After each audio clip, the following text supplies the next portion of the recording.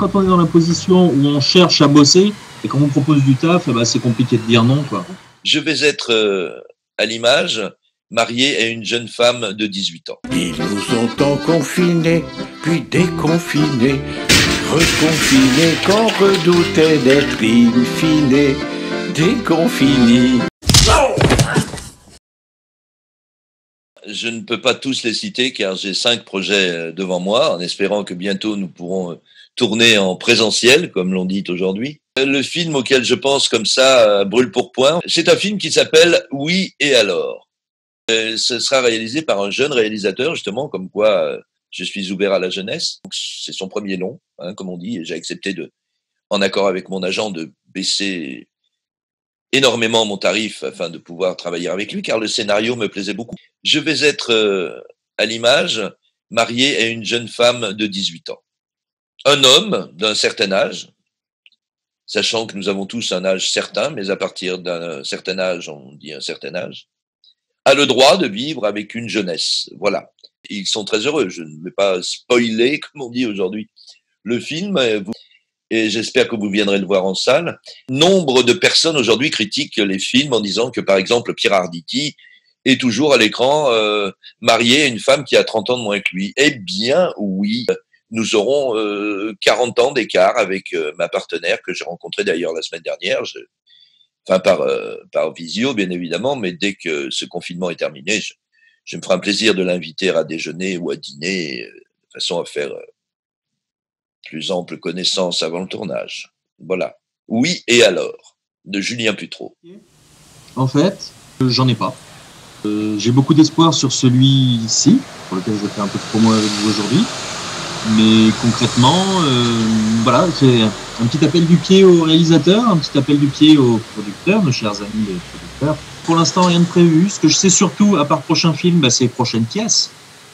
Les acteurs ont commencé sur les planches, et que c'est un vieux métier, et que dans l'histoire des acteurs, le cinéma, c'est très récent.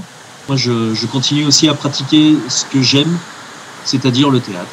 Vous pourrez me retrouver, en tout cas on l'espère, quand les salles rouvriront pour cette fin de saison et surtout sur la saison prochaine, à travers la France, dans des théâtres. Voilà, on espère grandement monter du Pinter là pour la saison 2021-22. On a un Shakespeare qui tourne encore, d'ailleurs Titus Andronicus qui marche plutôt bien. En tout cas, j'invite les gens non pas à se demander quand ils reverront leurs acteurs préférés au cinéma, mais j'invite les gens à découvrir de nouveaux acteurs tout aussi talentueux au théâtre. Et les théâtres, il y en a des tout aussi proches chez vous que des cinémas. C'est compliqué parce que quand on est dans la position où on cherche à bosser et qu'on vous propose du taf, c'est compliqué de dire non, quoi.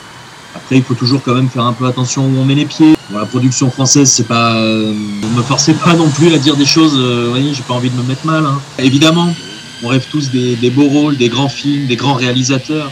Mais dans le paysage du cinéma français, c'est rare. Et les élus sont rares. Donc quand on nous propose un rôle, il y a différents aspects. Selon la thune qu'on me propose, je suis plus ou moins enclin à dire oui ou non. Ça fait un peu vénal de dire ça, mais bon, hein, on en connaît quelques-uns qui sont passés du côté obscur de la force pour un petit chèque, quoi. Donc voilà, hein, je suis pas meilleur que les autres. Et après, si j'ai envie de jouer des beaux rôles, j'écris mes projets, je me mets en scène, je fais mes films, je fais mes pièces.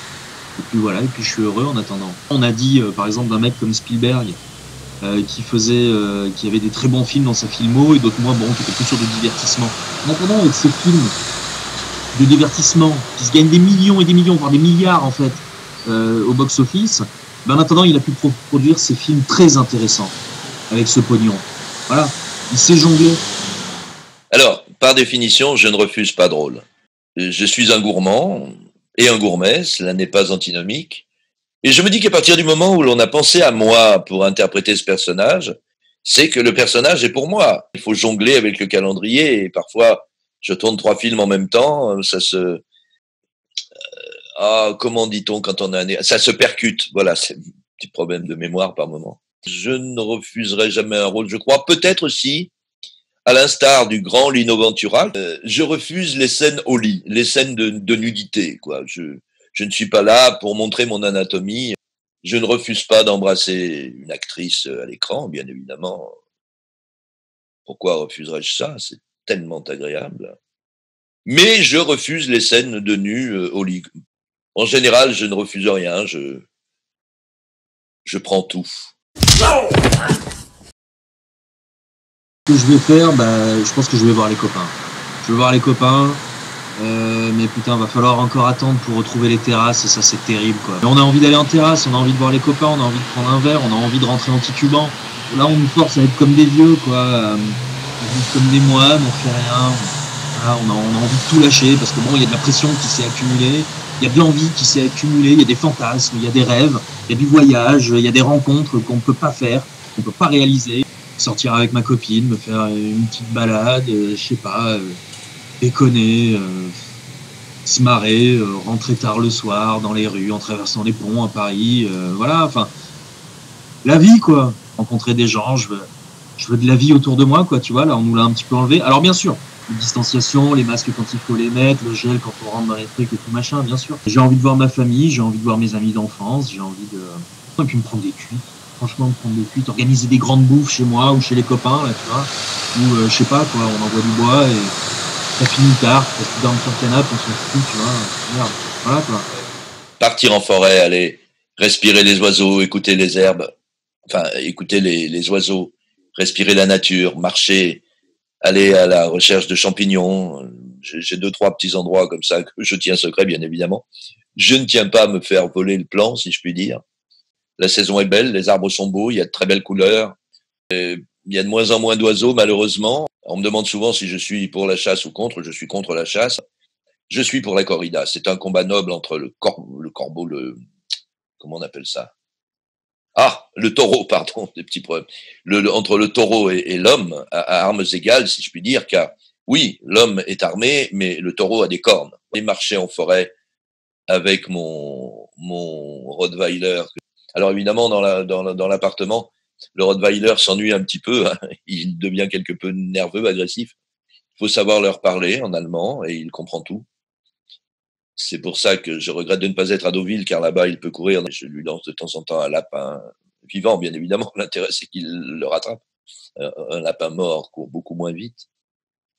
Voilà, je crois que la première chose que je vais faire, c'est aller marcher en forêt avec Sam. C'est mon chien. D'être heureux, de vivre encore longtemps, de pouvoir retourner avec ma famille, ma femme et mes 6 enfants dans cette charmante maison que nous avons à Deauville. Oui, et puis que tout se passe bien pour les 5 films que j'ai à faire, notamment ce film où j'aurai le plaisir d'être l'époux de cette jeune fille. Vous la verrez à l'écran, elle est merveilleuse. Donc, l'envie de la rencontrer, peut-être de l'emmener aussi à Deauville, si un jour ma femme n'est pas libre parce qu'elle travaille. Ma femme est médecin, et vous vous doutez bien qu'en ce moment, les médecins, on en a beaucoup besoin. D'ailleurs, je tire mon chapeau à tous les soignants et soignantes, hein, qui nous ont permis de ne pas tous mourir. Qu'est-ce qu'on peut me souhaiter? Le bonheur.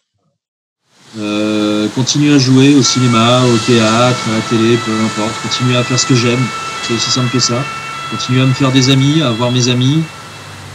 Continuer à prendre du plaisir. Je m'en fous. Enfin, j'ai pas d'ambition particulière. Je m'en fous devenir propriétaire, de devenir. Enfin, vous voyez ce que je veux dire. Je veux bosser en fait. J'ai fait ce métier parce que j'aime ça. J'aime ma copine, donc si j'arrive à garder les deux, voilà, c'est déjà une bonne chose. Donc on va essayer de partir là-dessus et voilà, continuer à rencontrer des beaux acteurs, des belles actrices, continuer à travailler avec eux, continuer à apprendre. Ce qui est le plus important, continuer à apprendre. On est dans un métier où on est dans l'apprentissage permanent. Chaque expérience est une expérience, comme disait ma mère, et bonne ou mauvaise, ça reste une expérience. Alors je sais pas que c'est d'elle, hein, mais voilà. Et, donc à vivre des choses, même des mauvaises expériences, je m'en fous, j'en grandirai. Continuer à kiffer. Et comme le disait John le Carré, grand auteur de séries noires, de romans policiers, si tu ne vis pas maintenant, demain tu vas mourir.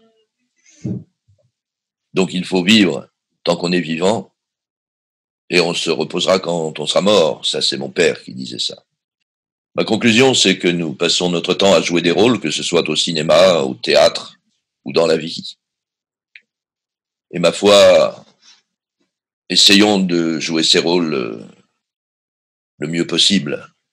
Voilà. Alors, Bah écoutez, je vais citer un personnage d'une sagesse incroyable, ce cher Georges Abitbol, avec sa phrase formidable qui disait « Monde de merde !» Déconfiné.